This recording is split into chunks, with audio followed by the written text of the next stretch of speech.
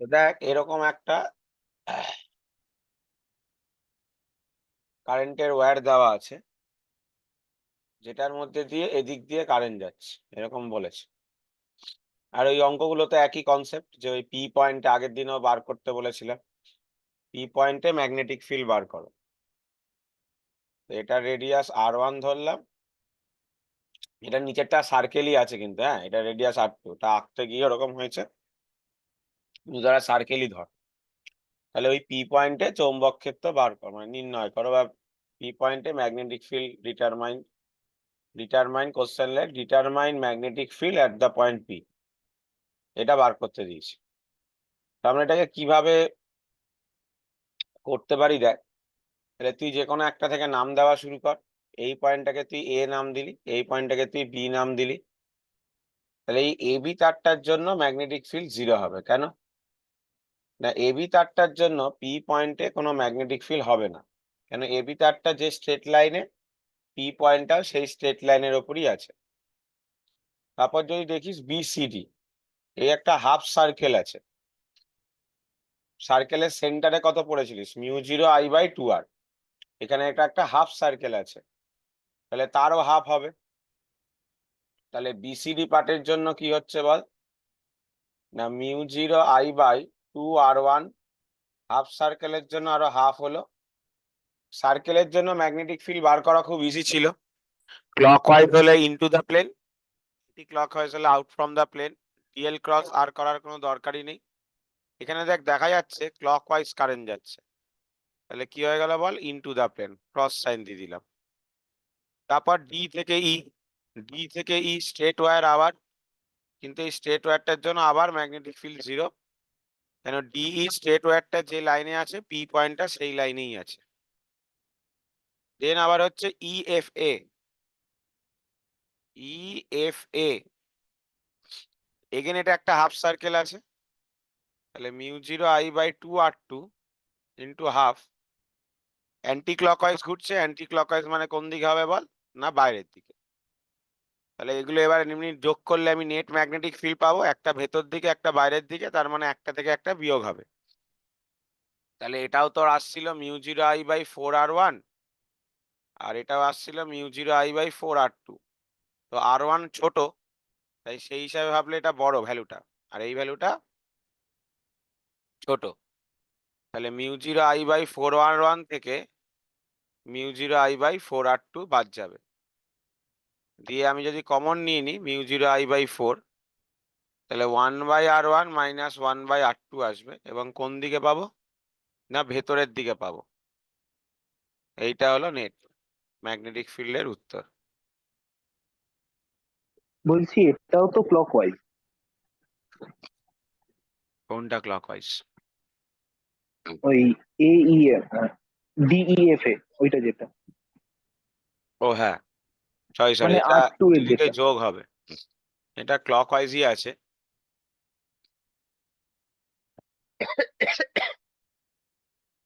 এটা ক্লকওয়াইজই আছে, তো সিম্পল প্লাস হবে।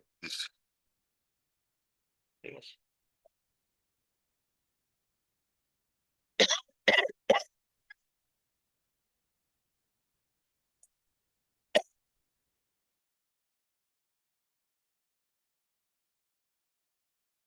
ওরা লিখে নে, এদের লেখা হয়ে গেছে। তাহলে নেক্সট এই অঙ্কটা কর। ওহ,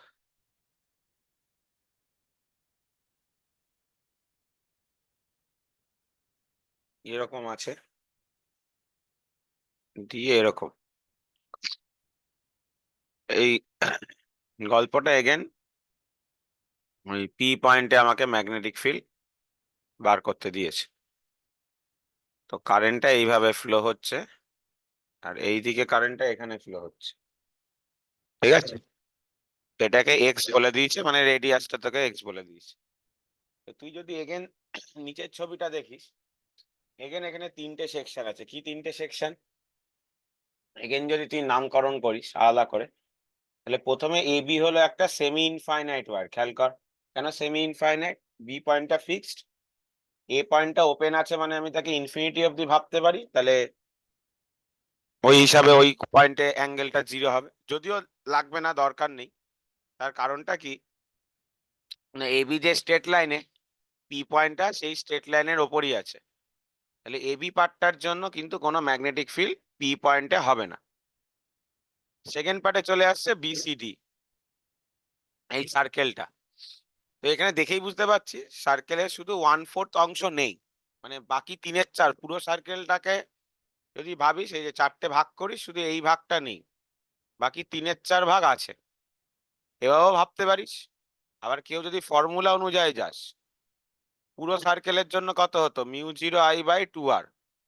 আর এরকম সার্কুলার সেকশনের জন্য ফর্মুলাটা কি ছিল, θ/2π।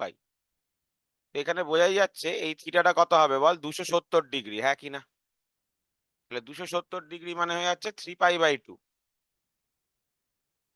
তাহলে μ0I/2r পুরোটা থাকলে হতো, কিন্তু এখানে যে সেকশনটা বা সার্কুলার সেকশন যেটুকুনি আছে সেটা হলো 270 ডিগ্রি। তাহলে 270 ডিগ্রি মানে হলো 3π/2/2π করলি, তাহলে 1/4 আসলো। তাহলে μ0I/8x। ক্লকওয়াইজ ঘুরছে, ক্লকওয়াইজ ঘুরলে কোন দিকে হবে না, ইনটু দ্য প্লেন হবে। বলছি 3/4। এইবার দেখ কি 3/4। 3π/2/2π মানে 3/4।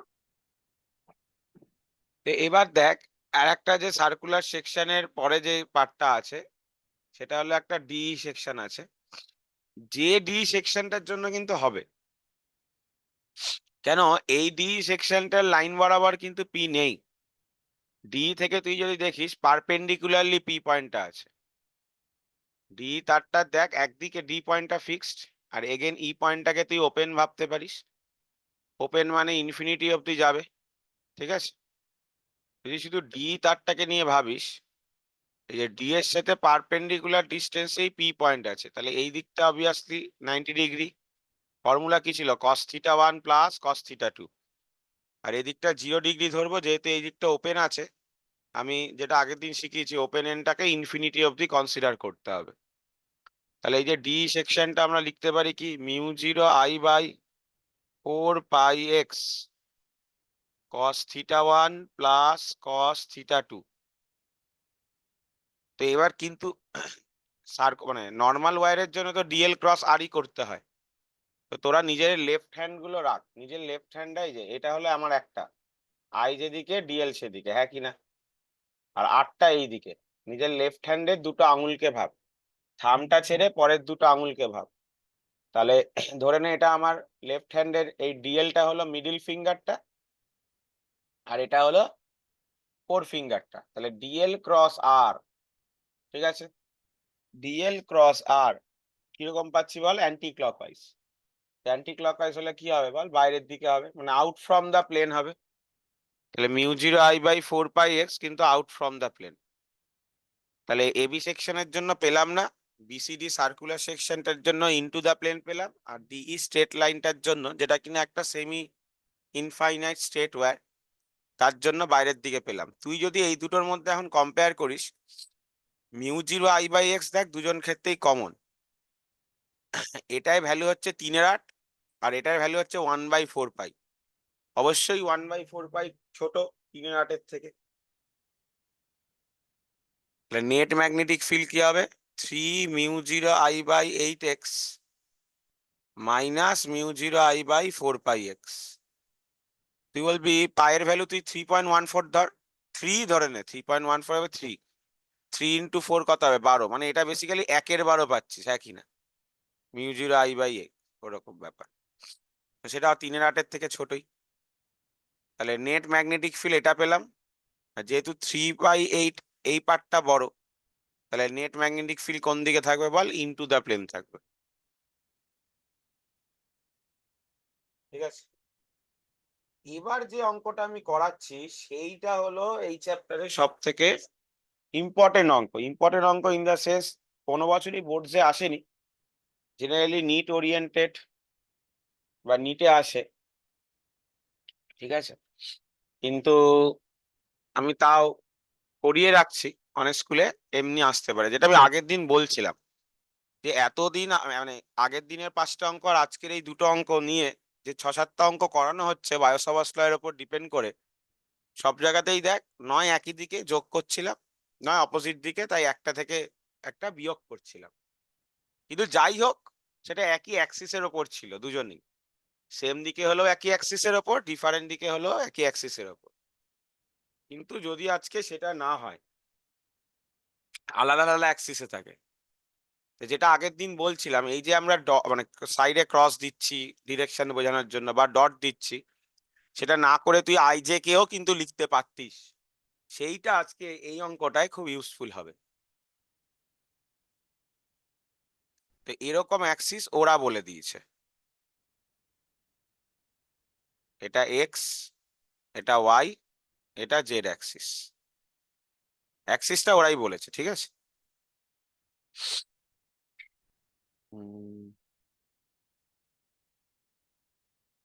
তো তারটা আছে এরকম,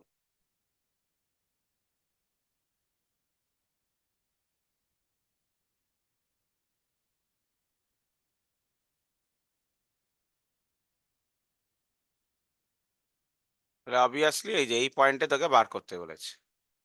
এগুলো তুই এক্স ধরে নে, হ্যাঁ, এই যে এটা ডিস্টেন্সটা এক্স, এই ডিস্টেন্সটা এক্স।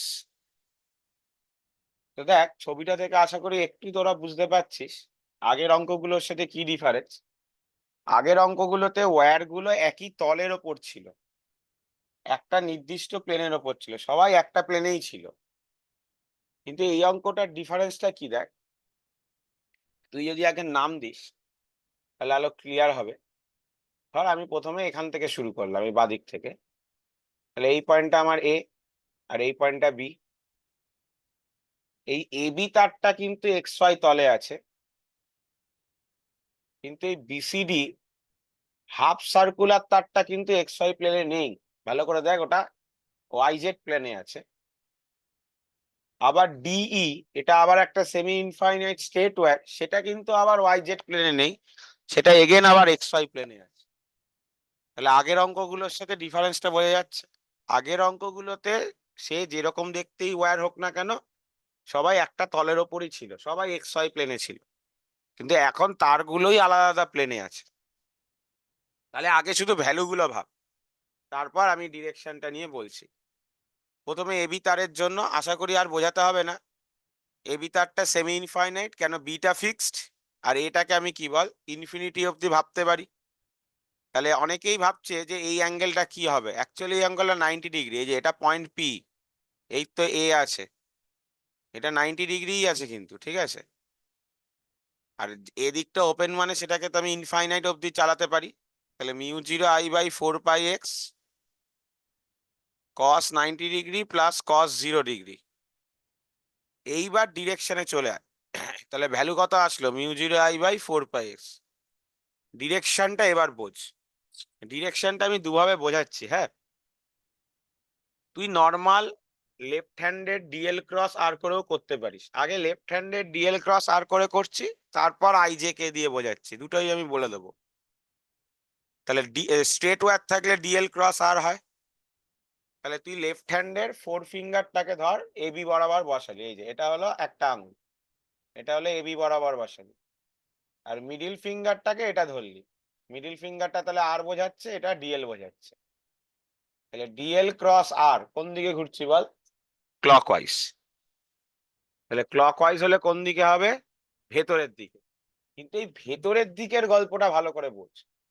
অ্যাকচুয়ালি তোরা আঙুলটাকে এরকম ধরতে হবে, হ্যাঁ কি না, আঙুলটাকে এক্স ওয়াই তলে ধরতে হবে, এই যে এটা। তাহলে ভেতর দিক মানে কি হয়ে যাচ্ছে বলতো, মাইনাস জেড অ্যাক্সিস। বুঝতে পারলি, আঙুলটাকে তোকে এক্স ওয়াই তলে ধরতে হবে, তাহলে ভেতর দিক মানে কি হয়ে যাচ্ছে বল, মাইনাস জেড অ্যাক্সিস। এটা মাথায় ঢুকছে কিনা দেখ। এটা হলো normal left hand law apply করে। আর যদি এটা বুঝতে অসুবিধা হয়, আগে আমি পুরোটা বলে নিই, তারপর কারোর অসুবিধা থাকলে বলবি। আর যদি এটা বুঝতে অসুবিধা হয়, তাহলে তুই ডিরেকশনে চলে যা। ডিরেকশন আমি কি বলেছিলাম, ডিএল ক্রস আর। ডিএলটা কোন ভেক্টর মানে কোন দিকে আছে ভালো করে দেখ। ডিএল মানে আই যেদিকে, ডিএল সেদিকে। আইটা কোন দিকে, কোন অ্যাক্সিস বল, এক্স অ্যাক্সিসে আছে। কিন্তু ভালো করে দেখ কোন এক্স অ্যাক্সিস বল, নেগেটিভ এক্স অ্যাক্সিস।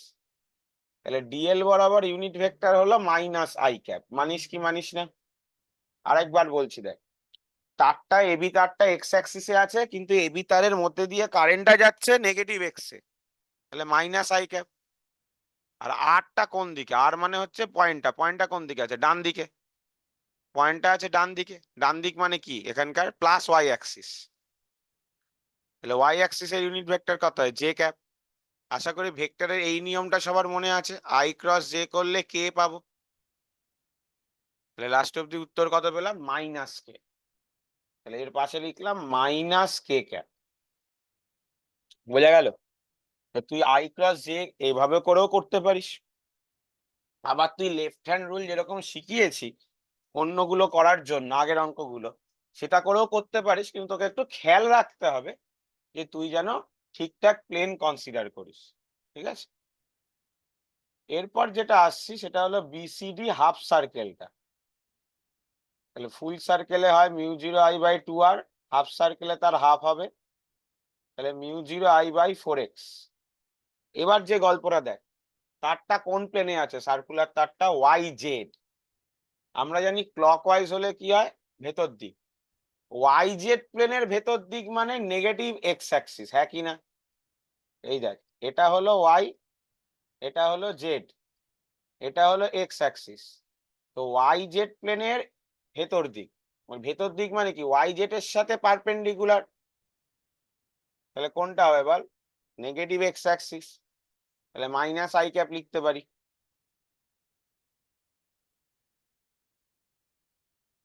আর লাস্ট ওটা তো বুঝতেই পারছিস এগেন, যে এগেন ডি পার্টটা একটা সেমি ইনফাইনাইট ওয়্যার, তাহলে সেমি ইনফাইনাইট মানে একদিকটা আমার cos 90 আসবে, আর একদিকটায় আমার 0 ডিগ্রি আসবে, তাহলে ভ্যালু তো ওটাই চলে আসলো mu zero I by four pi x. এবার ডিরেকশনটা দেখ, এগেন ডিরেকশন ছিল dl cross R, I J K দিয়েই বলছি, বল কারেন্ট কোন দিকে আসছে? পজিটিভ এক্স এর দিকে, দেখ এই যে বাইরের দিকে, পজিটিভ এক্স মানে কত?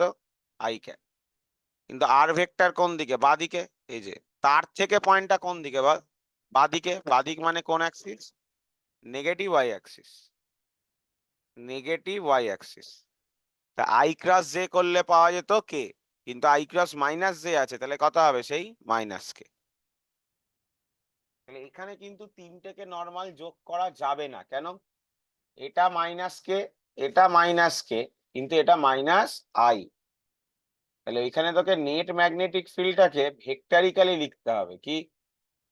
Mu zero I by four x minus I cap, mu zero I by four pi x minus K cap, plus mu zero I by four pi x minus K cap. তো এই দুটো একই আছে, মানে ভ্যালুও same এবং ডিরেকশনও same, তাহলে normal যোগ হবে। তাহলে mu zero I by four x minus I cap plus mu zero I by two pi x minus K cap. তাহলে এইটা হলো নেট ম্যাগনেটিক ফিল্ড। আর তোকে যদি দেখিস যে অপশানে এরকম আই কে দিয়ে লেখা নেই, ভ্যালু আছে, তাহলে ভেক্টরের ভ্যালু কি হতো বল? X square plus Y square plus Z square. এখানে অবশ্যই এক্স আছে, আই ক্যাপের সাথে যেটা থাকে সেটা এক্স কম্পোনেন্ট, ওয়াই নেই, অন্য অঙ্কে থাকতেই পারতো, থাকলে তখন ওয়াই স্কোয়ারও করতাম।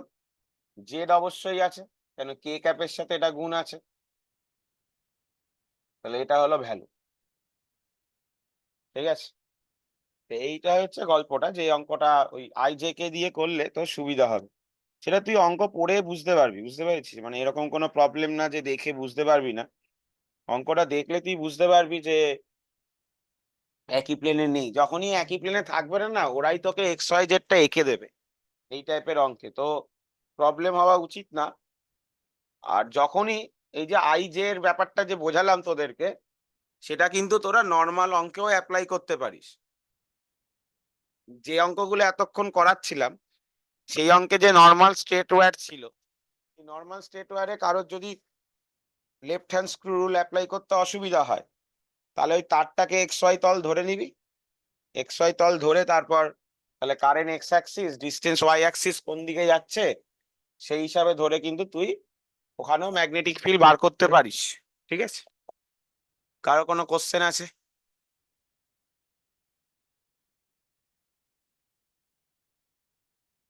ওকে, নেক্সট অঙ্ক দেখ।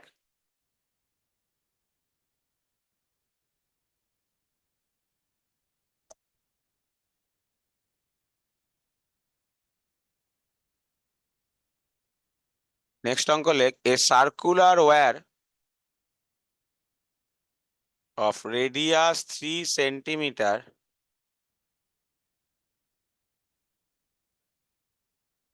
and at a distance 4 centimeter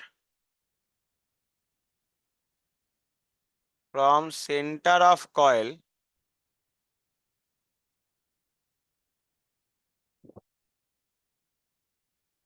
magnetic field is 125 না sorry 54 micro Tesla. Micro Tesla বলে দিচ্ছি, টেসলা হচ্ছে ম্যাগনেটিক ফিল্ডের unit. Find out magnetic field at the centre. Magnetic field at the centre. কোশ্চেনটা লেখ, 3 সেন্টিমিটার ব্যাসার্ধ বিশিষ্ট এবং কেন্দ্র থেকে 4 সেন্টিমিটার দূরে, 3 সেন্টিমিটার ব্যাসার্ধ বিশিষ্ট এবং কেন্দ্র থেকে 4 সেন্টিমিটার দূরে এবং কেন্দ্র থেকে 4 সেন্টিমিটার দূরে চৌম্বক ক্ষেত্রের মান 54 মাইক্রোটেসলা হলে 54 মাইক্রোটেসলা হলে কেন্দ্রে চৌম্বক ক্ষেত্রের মান কত?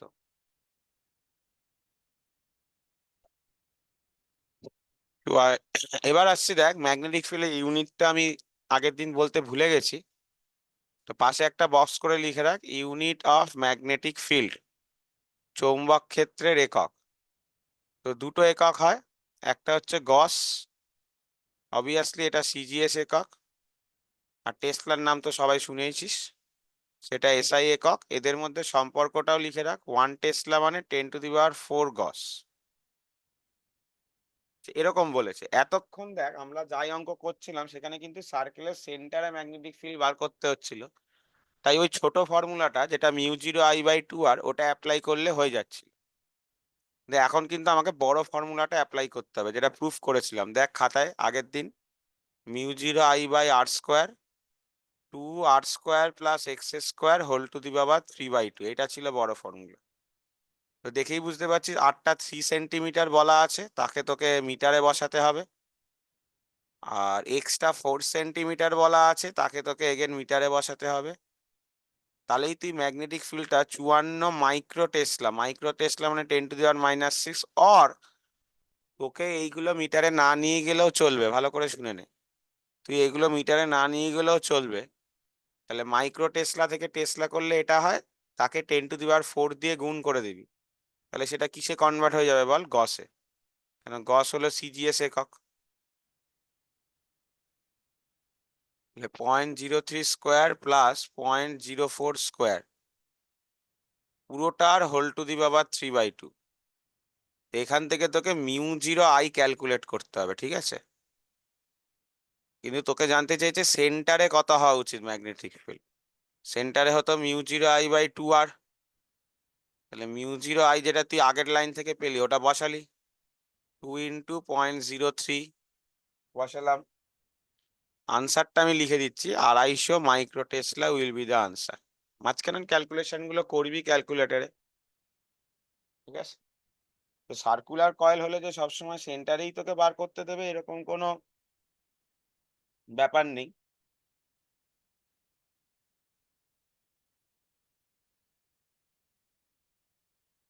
লিখে নে। থিওরি খাতাতে, যাদের থিওরি খাতা আলাদা, যারা আলাদা লিখবি, যাদের একটাই খাতা, একটা ছোট্ট বক্স করে বা স্টার করে লিখে রাখতে পারিস এই দুটো জিনিস আসে, সেটা হলো ম্যাগনেটিক ফিল্ডের ডাইমেনশন। এমসিকিউ এগুলো বুঝতেই পারছিস। চৌম্বক ক্ষেত্র প্রাবল্যের মাত্রা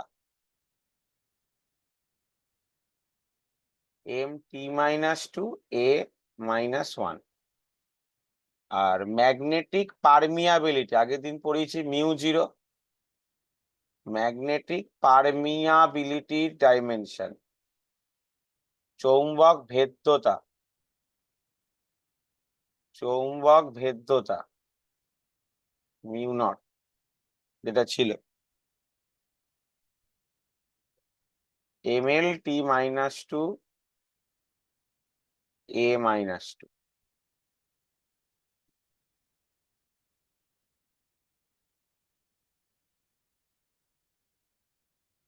ঠিক আছে, এই দুটো জিনিস লিখে রাখতে পারিস।